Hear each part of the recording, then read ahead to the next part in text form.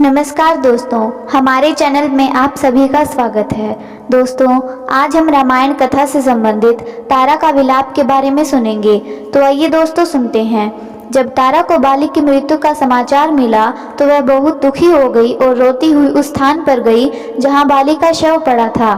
तारा और अंगद बाली के शव से लिपटकर बिलख बिलख कर रोने लगे। उन दोनों को इस प्रकार रोते देख सुग्रीव को अत्यंत दुख हुआ। उसकी आंखों से आंसू बहने लगे।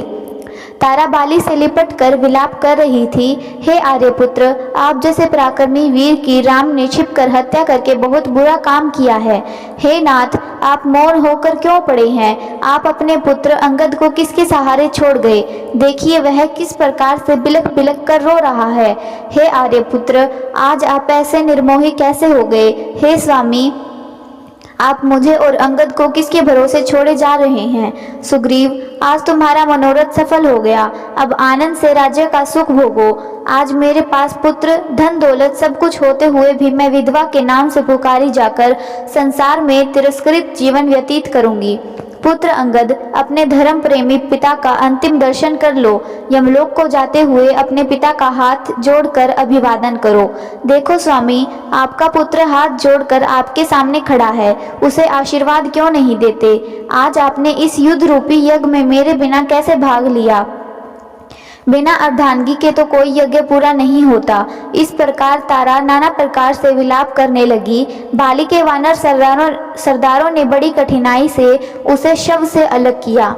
धनुष धारण किए राम को देखकर तारा उसके पास आकर बोली, हे राम, आप वीर, तेजस्वी, धर्मात्मा और महान दानवीर हैं। मैं आपसे एक दान मांगती हूँ। जिस बाण से आपने मेरे पति के प्राण लिए हैं, उसी बाण से मेरे प्राण भी लीजिए, ताकि मैं मरकर अपने पति के पास पहुंच जाऊं। मेरे पति देव स्वर्ग में मेरी प्रतीक्षा कर रहे होंगे। तारा के दुख भरे शब्दों को सुनकर रामचंद्र बोले, तारा, तेरा इस प्रकार शोक और विलाप करना बेकार है। सारा संसार परमात्मा के द्वारा बनाए गए विधान के अनुसार चलता है। विधाता की ऐसी ही इच्छा थी, यह सोचकर तुम धैर्य धारण करो। अंगद की कोई चिंता मत करो, वह आज से इस राज्य का युवराज होगा। तुम्हारा पति वीर था, वह युद्ध करते हुए वीरगति को प्राप्त हुआ है। यह तुम्हारे लिए गौरव की बात है। शोक तज कर रोना बंद करो। रोने से दिवगत आत्मा को कष्ट पहुंचता है। इस प्रकार राम ने तारा को अनेक प्रकार से धैर्य बंधाया। फिर वे सुग्रीव से बोले, हे वीर, तारा और अंगद को साथ ले जाकर अब तुम बाली के अंतिम संस्कार की तैयारी करो। अंगद, तुम इस संसार के लिए घी, चंदन आदि ले आओ। और हे तारा, तुम भी शोक को त्याग कर बाली के लिए अर्थी की तैयारी कराओ। इस प्रकार रामचंद्र जी ने सबसे यह कह सुनकर बाली के अंतिम संस्कार की तैयारी करवाई। बाली की शव यात्रा में बड़े बड़े योद्धा और किष्किंधा निवासी रोते कल्पते शमशान घाट पहुंचे। स्त्रियों के करुणाजनक विलाप से संपूर्ण वातावरण शोकाकुल प्रतीत हो रही थी। नदी के तट पर जब चिता बनाकर बाली का शव उस पर रखा गया तो संपूर्ण वातावरण एक बार फिर करुण चित्कार से गूंज उठा।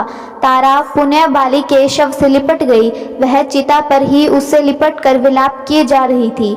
बड़ी कठिनाई से उसको बाली के शव से अलग किया गया। अंत में अंगद ने चिता को अग्नि दी। जब बाली का शरीर पंच तत्व में विलीन हो गया तो श्री रामचंद्र जी ने लक्ष्मण, सुग्रीव, अंगद एवं अन्य प्रमुख वानरों के साथ मिलकर उसके लिए जलांजी दी। उम्मीद करते हैं दोस्तों आपको यह रामायण कथा से संबंधित तारा का विलाप के विचार सुनने में अच्छे लगे होंगे। दोस्तों, आपको ये विचार सुनने में अच्छे लगे हैं तो कृपया करके चैनल को सब्सक्राइब जरूर करें। इसी के साथ विदा लेते हैं दोस्तों। कल फिर रामायण कथा का इससे अगला भाग लेकर हाजिर होंगे। तब तक सभी दोस्तों को जय श्री राम जी।